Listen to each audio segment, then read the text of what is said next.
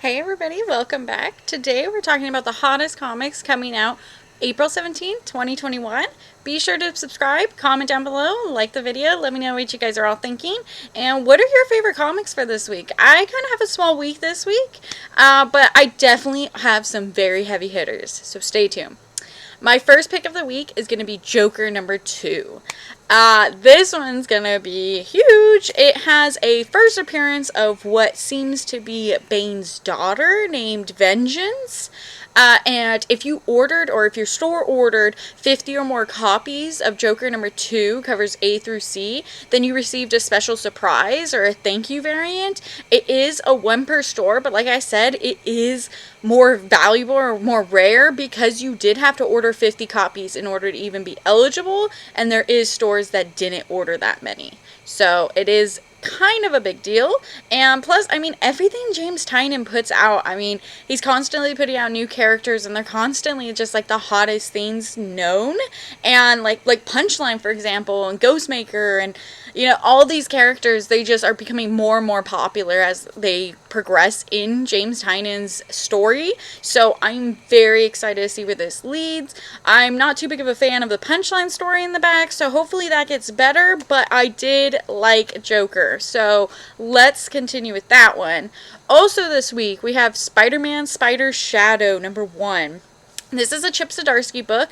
It is going to be a mini-series, and it's done with the art Pascal Ferry, and it's pretty much what if Peter Parker became Venom. Peter Parker once put on an alien suit that nearly destroyed his life, but what if he'd never taken it off? Ignoring every warning, Spidey embraces the dark symbiote, haunted by terrible nightmares and exhausted by endless parade of bad guys.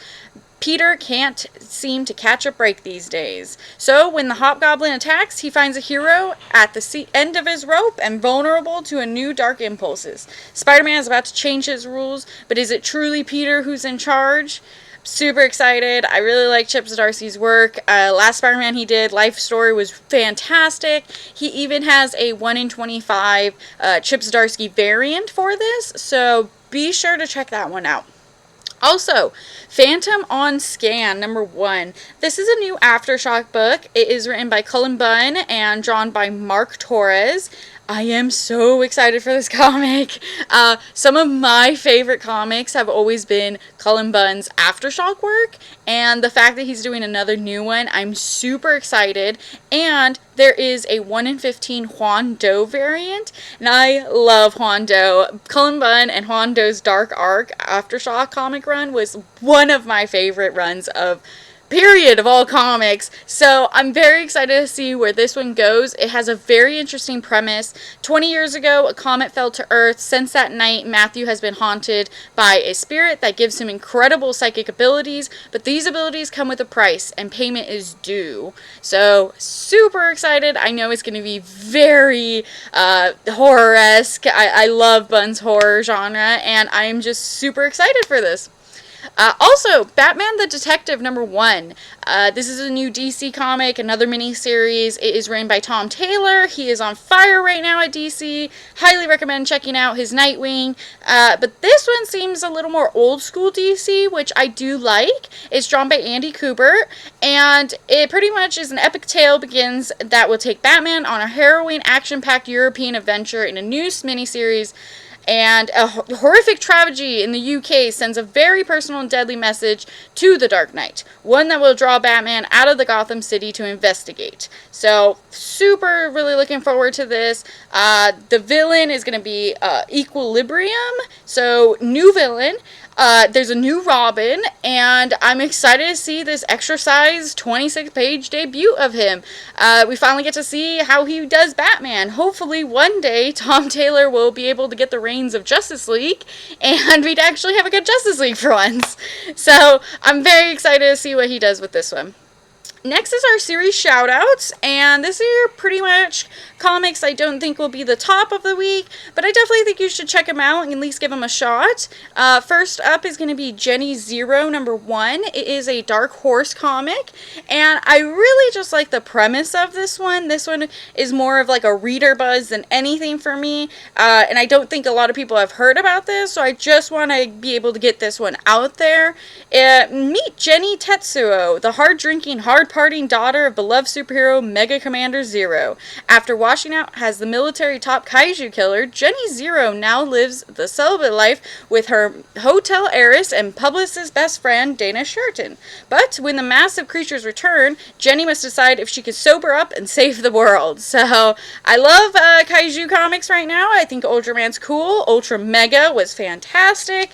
And I'm just on board to see this female fighting kaiju killer type drunk, because we do have like Big Girls out right now, and I love Jason Howard's Big Girls, but this seems a little more rootin' tootin' type comic, so I really like the art, and we'll see how this one goes. Also, Locke Key Sandman #1, written by Joe Hill and Neil Gaiman, art by Gabriel Rodriguez.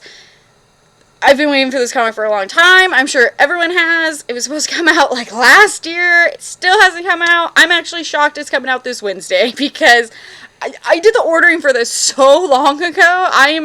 I don't even know how much I ordered, to be honest, because it's just been so long. It looks really cool. I'm excited to have Locke Key and Sandman merge.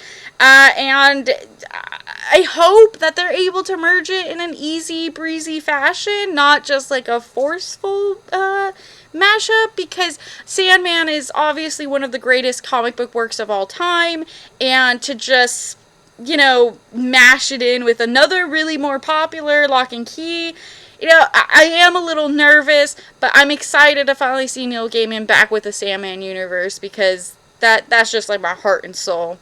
Very exciting. Also, Wolverine #11. So this one takes Wolverine to the fight of the Vampire Nation in a quest to stop Dracula's plot to co-opt his mutant healing factor. But what sacrifices and more compromises must be made before humans and mutants see the dawn?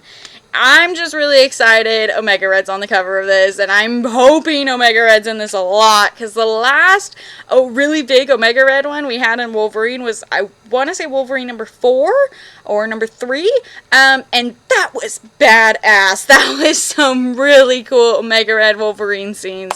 So I know Benjamin Percy is going to do a great job on this. Highly recommend checking those out. And in our late printings this week, we have quite a few of them. We have Amazing Spiderman #61 second print.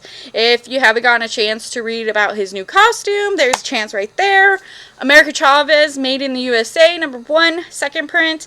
Again, that one sold out really quick for me here, but then the #2 didn't sell very well, but #1 did. So if you missed your opportunity, pick up #1 and #2 at the same time. That'd be perfect. Batman Black and White #3 second print. This has a first appearance on the cover of one of the new characters that was introduced in that comic. And also Serial Killer #2 second print. These ones are popping out. Serial has been very popular, and I'm very happy for Terry Moore on that. And hopefully we can keep selling these, because it's been doing a great job, and I'm really happy about that.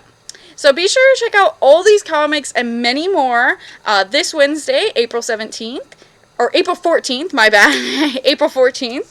And be sure to let me know what you guys think. What was your top comic of the week? And have a great day.